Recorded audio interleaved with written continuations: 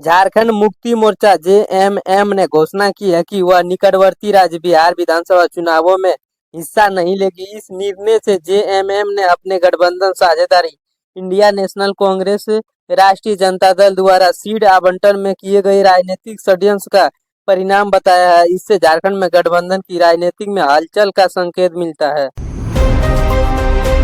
राज्य के गोड्डा जिले में एक पानी की टंकी अचानक नीचे गिरने से 2 आदिवासी बच्चों की मौत हो गई और 3 घायल हो गए। बच्चे टंकी के नीचे नहा रहे थे। घटना ने पीवीटीजी समूह की सुरक्षा व स्थानीय बुनियादी ढांचे की स्थिति पर गंभीर सवाल खड़े कर दिए। झारखंड हाई कोर्ट में एक वकील जज के बीच गर्मा गर्म बहस के बाद सुप्रीम कोर्ट से पहले वकील के विरुद्ध में स्वयं सूचना SUMOMTU में मानहानि कार्रवाई शुरू कर दी है। घटना 16 अक्टूबर को हुई थी, जब वकील ने कहा था कि देश जल रहा है, न्यासी जल रहा है। मिल्ड फास्ट 2025 के आयोजन में राजधानी रांची में हुआ, जिससे कृषि मंत्री मोटे अनाज मिल्स के स्वास्थ्य पर्यावरणीय लाभों को उजागर किया। किसानों को बेहतर बाजार उपलब्ध कराने और मिल्स को दिन प्रतिदिन की डाइट में शामिल करने के लिए आह्वान किया गया।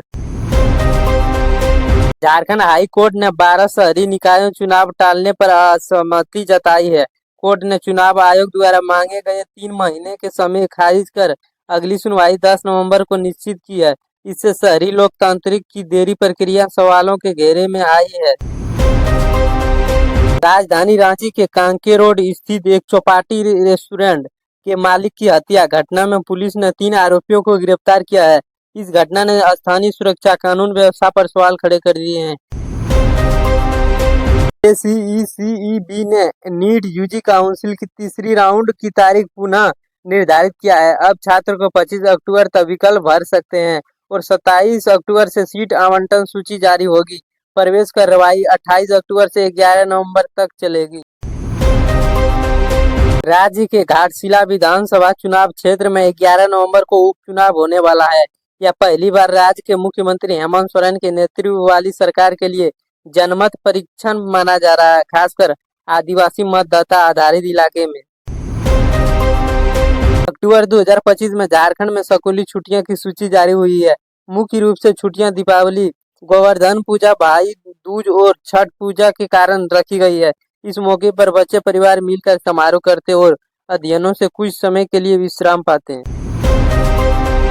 देवघर में अदालत ने एक 60 वर्षीय महिला को अपनी बहू की हत्या के जुर्म में आजीवन कारावास की सजा सुनाई है। महिला के 10,000 रुपये का जुर्माना भी लगाया गया है। इस मामले में घरेलू हिंसा प्रकरणों की न्याय सुनिश्चित करने के लिए राज्य में सक्रिय की दिशा में संकेत दिया जा रहा है।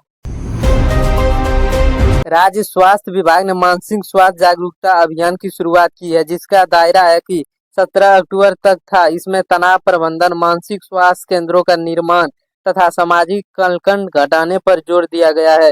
इस पहल से राज्य की मानसिक स्वास्थ्य सेवा पहुंच सुधार की दिशा में कदम उठाए जा रहे हैं।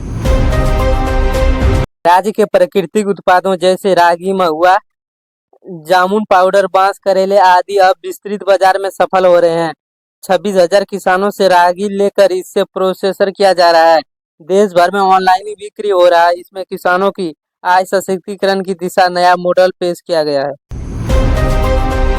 राज्य में आयोजित EASTTEC 2025 माध्यम से झारखंड को रक्षा उद्योग एवं स्टार्टअप हब बनाने का लक्ष्य रखा गया है। इस आयोजन में MSME एवं नवोन्मेषक कंपनियों को राष्ट्रीय सुरक्षा के क्षेत्र में भाग लेने का अवसर मिलेगा। राज्य सरकार ने अब औद्योगिक पर्यटन को बढ़ावा दे रही है, जहां पर्यटक खनन उद्योग, कोयला खनन, लोहा उत्पाद आदि देख सकेंगे। इससे पर्यटन एवं उद्योग दोनों लाभ मिलने की संभावना है और राज्य में अर्थव्यवस्था विविधता बढ़ सकती है। GST बचत उत्सव के तहत लागू सुधारों से झारखंड की अर्थव्यवस्था को बढ़ावा मिलने की उम्मीद जताई गई है। इस पहल से कर अनुपालन बढ़ने की, निवेश आकर्षित होने व स्थानीय व्यापार परिस्थिति सशक्त होने की दिशा में संकेत मिलते हैं। बोकारो जिले के 13 आदिवासी प्रवासी श्रमिक को आंध्र प्रदेश की एक फैक्ट्री से मजदूर शर्तों में बंदी की स्थिति से काम कराने से मुक्त कराया गया है। इनका काम खतरनाक रसायन पैकिंग यूनिट में था। इस घटना से राज्य की श्रमिकों सुरक्षा व मानवाधिकार के दृष्टिकोण से महत्वपूर्ण चुनौती पेश की है। राज्य के जमशेदपुर से चलने वाले एक बड़े ऑनलाइन मेट्रो मनी स्कैम में 11 आरोपी को गिरफ्तार किया गया है। 262 फेक आईडी, 36 मोबाइल एवं अन्य डिजिटल डिवाइस जब्त किए गए हैं। इस घोटाले से सामाजिक माध्यमों एवं साइबर अपराध के नए रूपों को उजागर किया गया है। राज्य टीम के कप्तान ईशान किशन ने रणजी ट्रॉफी के पहले ही मैच अविजित 125 रन बनाए। उन्हें राष्ट्रीय टीम से बाहर रहने के बाद भी यह बड़ी प्रतिक्रिया मानी जा रही है कि इस तरह राज्य के लिए खेल उत्सव का संकेत है।